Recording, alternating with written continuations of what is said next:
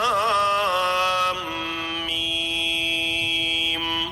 ذلك الكتاب لا ريب فيه هدى للمتقين الذين يؤمنون بالغيب ويقيمون الصلاة ومما رزقناهم ينفقون والذين يؤمنون بما أنزل إليك وما أنزل من قبلك وبالآخرة هم يوقنون أولئك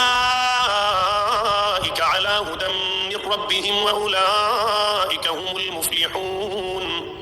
إن الذين كفروا سواء عليهم أأنذرتهم أم لم تنذرهم لا يؤمنون ختم الله على قلوبهم وعلى سمعهم وعلى أبصارهم غشاوة ولهم عذاب عظيم ومن الناس من يقول آمنا بالله وباليوم الآخر وما هم بمؤمنين يخادعون الله والذين آمنوا وما يخدعون إلا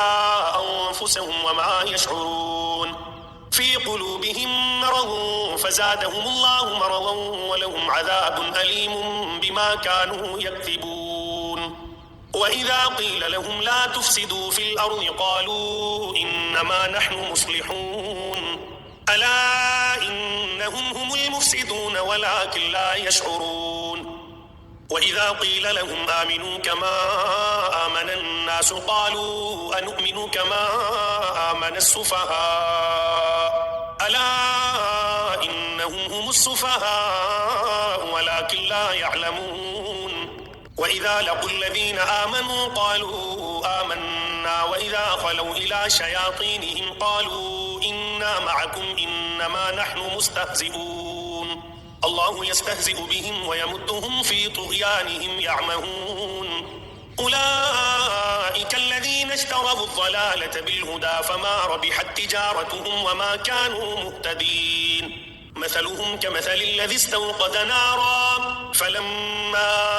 أضاءت ما حوله ذهب الله بنورهم وتركهم في ظلمات لا يبصرون صم بكم عمي فهم لا يرجعون أو كصيب من السماء فيه ظلمات ورعد